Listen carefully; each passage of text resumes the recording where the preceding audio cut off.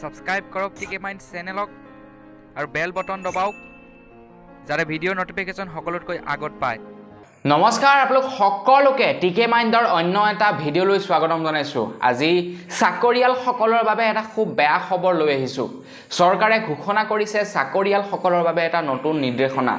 যদিহে চাকৰিয়ালসকলে চৰকাৰৰ এই নতুন নিয়মটো নামানে তেনেহ'লে তেওঁলোকে দৰমহা নাপাব বুলি ঘোষণা কৰিছে অসমৰ মুখ্যমন্ত্ৰীগৰাকীয়ে। গতিকে আপুনি যদি এজন চাকৰিয়াল তেনেহ'লে প্ৰত্যেক মাহৰ দৰমহা পাই থাকিবৰ বাবে চৰকাৰৰ এই নতুন নিৰ্দেশনাটো আপুনি পালন কৰিবই লাগিব। আপুনি হেয়া পুলিচেই হওক বা আপুনি হেয়া ধৰি লওক মাষ্টৰেই হওক বা আপুনি অন্যান্য বিভাগৰ চাকৰিয়ে নকৰক কিয়, যদি চাকৰি কৰে তেনেহ'লে চৰকাৰৰ এই নতুন নিৰ্দেশনাটো মানিবই লাগিব। আৰু নতুন নিৰ্দেশনাটো নামানিলে আপোনালোকে মাহৰ যি দৰমহা সেই দৰমহা কিন্তু নাপাব। তো বন্ধুসকল সেই নতুন নিয়মটোনো কি মই আজি ইয়াৰ বিষয়তে ক'ম। গতিকে মই শ্ৰী পাঞ্জিক গৈ আপোনালোকে চাই আছে টিকেমাইণ্ড, আহক আৰম্ভ কৰোঁ আজিৰ ভিডিঅ'। তো বন্ধুসকল ভিডিঅ'টোৰ আৰম্ভণিতে আপোনালোকে কমেণ্ট কৰি জনাওকচোন আপোনালোকে চাকৰি কৰে নে নকৰে, আৰু যদি কৰে কি চাকৰি কৰে কমেণ্ট কৰি জনাবলৈ নাপাহৰিব। তো বন্ধুসকল তো চৰকাৰে ঘোষণা কৰিছে, চৰকাৰ মানে কি আৰু মুখ্যমন্ত্ৰীদেৱে ঘোষণা কৰিছে যে চাকৰিয়ালসকলে এতিয়াৰ পৰা চৰকাৰৰ এই নতুন নিৰ্দেশনাটো পালন কৰিবই লাগিব। যদি পালন নকৰে তেনেহ'লে তেওঁলোকৰ মাহৰ দৰমহাটো নাপাব যি পৰ্যন্ত চৰকাৰৰ সেই নতুন নিয়মটো নামানিব। তো বন্ধুসকল চৰকাৰে যেটো নেকি নিয়ম উলিয়াইছে এইটো বাৰু ঠিকই আছে, ঠিক ঠাক নিয়ম, একচেপ্ট কৰিব পৰা নিয়ম।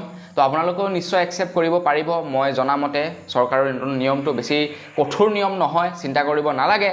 তো বন্ধুসকল নিয়মটো হৈছে যে এতিয়াৰে পৰা আপোনালোকে প্ৰত্যেক মাহে আপোনালোকৰ ঘৰৰ যি ইলেক্ট্ৰিচিটি বিল পেইড কৰা ৰিচিপ্টখন চৰকাৰক জমা দিব লাগিব।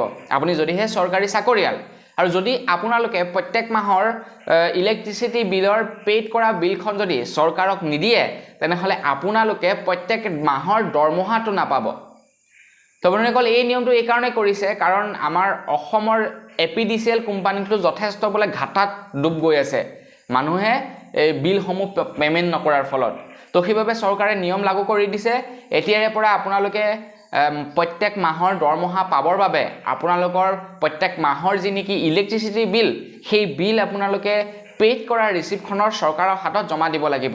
তেতিয়াহে আপোনালোকক চৰকাৰে দৰমহা দিব। যদি আপোনালোকে ৰিচিপ্টটো নিদিয়ে তেনেহ'লে আপোনালোকে বোলে দৰমহা নাপাব। তো বন্ধুসকল সেইবাবে বেছিটো মানে ডাঙৰ টাৰ্ম এণ্ড কণ্ডিশ্যন নহয়, সাধাৰণ এটা কণ্ডিশ্যন দিছে, কেৱল আপোনালোকক বিল পে'মেণ্ট কৰিবলৈ দিছে। মই ভাবোঁ আপোনালোকে এইটো সকলোৱে একচেপ্ট কৰিব পাৰিব, এইটোতো একদম ডাঙৰ টাৰ্ম এণ্ড কণ্ডিশ্যন দি দিয়া নাই, নহয় জানো? তো বন্ধুসকল সেইবাবে আপোনালোকে প্ৰত্যেক মাহৰ বিল পে'মেণ্ট কৰি থাকিব আৰু আপোনালোকৰ দৰমহাটো পাই থাকিব। তো বৰ্তমান জনাবলগীয়া খবৰটো এইটোৱে আছিলে। পুনৰ এটা ভিডিঅ'ত লগ পোৱাৰ আশাৰে বৰ্তমান বিদায় মাগিছোঁ। ধন্যবাদ। জয় অসম।